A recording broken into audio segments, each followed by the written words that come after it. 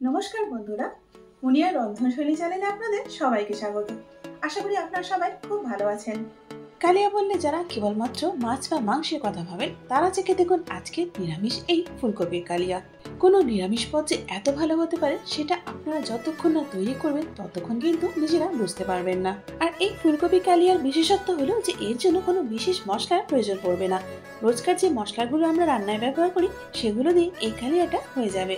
ভাত, রুটি, লুচি বা পরোটা সবকিছুর সঙ্গে জমে যায় এই অসাধারণ স্বাদের ফুলকপির কালিয়া। আর তৈরি করতে সময় লাগে খুব কম। চলো তাহলে রেসিপিটা শুরু করি। এখানে একটা মাঝারি সাইজের ফুলকপি নিয়েছি আর ফুলকপির টুকরোগুলো দেখুন আমি কেটে নিয়েছি, তবে টুকরোগুলো কিন্তু নাই খুব বড় আর নাই খুব ছোট, মাঝারি মাপ করে কেটে নিয়েছি। এখন আমি প্যানের মধ্যে দিয়ে দিচ্ছি বেশ কিছুটা জল, কারণ ফুলকপিগুলো আমি একটু ভাপিয়ে নেব। ফুলকপি খেলে যাদের গ্যাস হয় তাদের জন্য যদি ফুলকপিটা এভাবে ভাপিয়ে রান্না করা হয় তাহলে কিন্তু আর গ্যাসের সমস্যাটা হয় না। এখন ঢাকা দিয়ে লো হিটে 4 থেকে 5 মিনিটের জন্য ফুলকপিগুলো ভাপিয়ে নেব। মিনিট 5 পর এখন ঢাকাটা খুলে নিচ্ছি। এবার ফুলকপিগুলোকে জলের থেকে তুলে নেব। এখন প্যানের মধ্যে দিয়ে দিচ্ছি 2 টেবিল চামচ ভেজিটেবল অয়েল। আমি এখানে ভেজিটেবল অয়েল দিয়ে করছি, আপনারা চাইলে সরষের তেল দিয়ে করতে পারেন। এবার তেলটা গরম হয়ে গেছে, এখন এই গরম তেলের মধ্যে ফুলকপিগুলো আমি দিয়ে দেব। এখন ফুলকপিগুলোকে একটুখানি নাড়াচাড়া করে নিয়ে এর মধ্যে দিয়ে দিচ্ছি খুব সামান্য পরিমাণে হলুদ, যাতে করে ভাজার পর ফুলকপির কালারটা বেশ সুন্দর আসে।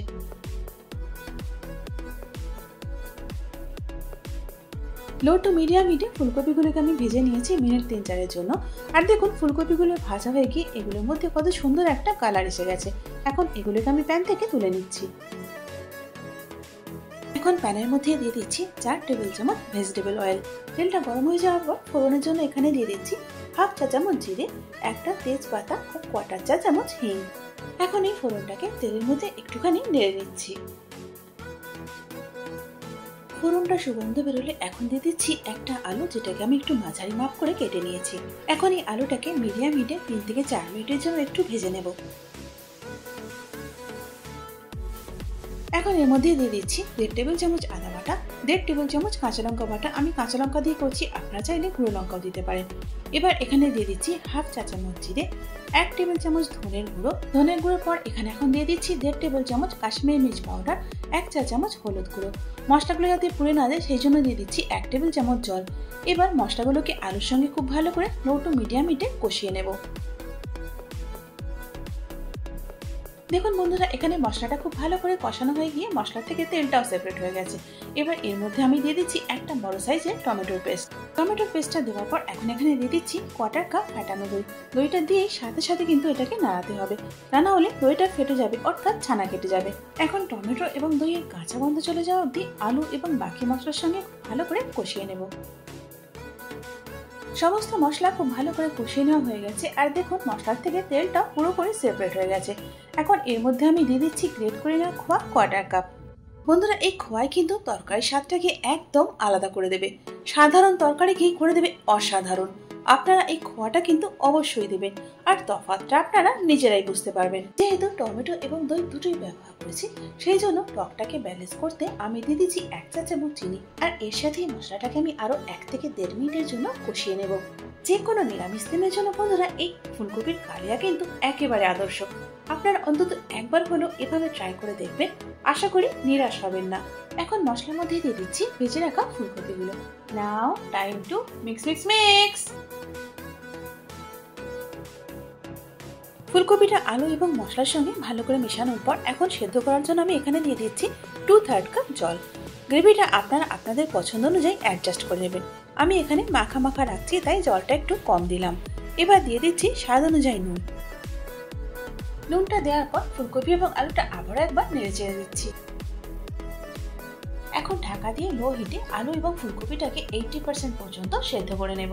প্রায় 10 মিনিট পর এখন ঢাকাটা খুলে নিচ্ছি। ঢাকাটা খুলে নিয়ে আবারও একবার নাড়াচাড়া করে নিচ্ছি। আর দেখুন এখানে আলুটা 80% সেদ্ধ হয়ে গেছে। এখন এই ফুলকপির কালিয়ার মধ্যে আমি দিয়ে দিচ্ছি 1/4 কাপ ফ্রোজেন মটরশুঁটি। আমার কাছে ছিল বলে দিলাম, যদি আপনাদের কাছে না থাকে না দিলেও চলবে, কোনো ব্যাপার না। মটরশুঁটিটা দেওয়ার পর আবার একবার ভালো করে নেড়ে চেড়ে নিলাম। এখন ঢাকা দিয়ে লো হিটে বাকি রান্নাটা করে নেব, যাতে করে ফুলকপি এবং আলুটা পুরোপুরি সেদ্ধ হয়ে যায়। প্রায় 7 থেকে 8 মিনিট পর ঢাকাটা আমি এখন খুলে নিলাম। তারপরে কালিয়াটাকে আবারও একবার ভালো করে নাড়াচাড়া করে নিচ্ছি। সব শেষে এখন এর মধ্যে দিয়ে দিচ্ছি হাফ চামচ হোমমেড গরম মশলা। এবার গরম মশলাটা দিয়ে আবারও একবার নাড়াচাড়া করে নিচ্ছি। গরম মশলাটা দেওয়ার সাথে সাথে গ্যাসটা আমি অফ করে দিয়েছি, কিন্তু যেহেতু এটা খুব গরম সেই জন্য কিন্তু কালিয়াটা এখনো ফুটছে। এবার এটাকে আমি চাপা দিয়ে স্ট্যান্ডিং টাইমে রাখবো 3 থেকে 4 মিনিটের জন্য, তারপর পরিবেশন করব। বন্ধুরা, এই নিরামিষ ফুলকপির কালিয়া কিন্তু এক কথায় জাস্ট ফাটাফাটি। আপনারা অবশ্যই একবার এটা ট্রাই করুন, আর দেখবেন তৈরি করার পর বাড়ির সবাই কিরকম আঙুল চেটে খায়। আর শুধু নিরামিষ দিনেই বা কেন, যে কোনো স্পেশাল অকেশনেই আপনারা তৈরি করে ফেলতে পারবেন অসাধারণ স্বাদের এই ফুলকপির কালিয়া। শুধু অসাধারণ নয়, অসাধারণ বললেও কিন্তু এটাকে কম বলা হয়। এই নিরামিষ ফুলকপির কালিয়া খেতে এতটাই সুস্বাদু, যারা নিরামিষ খেতে পছন্দ করেন না অথবা দেখলে নাক ছিটকান, তারাও কিন্তু পাত চেটে দারুণ ভালোবেসে এটা খাবেন। ফুলকপি তো এখন সারা বছরই পাওয়া যায়, তাহলে বন্ধুরা আর দেরি না করে ঝটপট তৈরি করে ফেলুন এই অসাধারণ স্বাদের ফুলকপির কালিয়া। আর তৈরি করার পর সবাই খেয়ে কি বললো সেটা আমাকে কমেন্টস করে জানাতে কিন্তু ভুলবেন না। বন্ধুরা, আশা করি আজকের ভিডিওটা আপনাদের ভালো লেগেছে।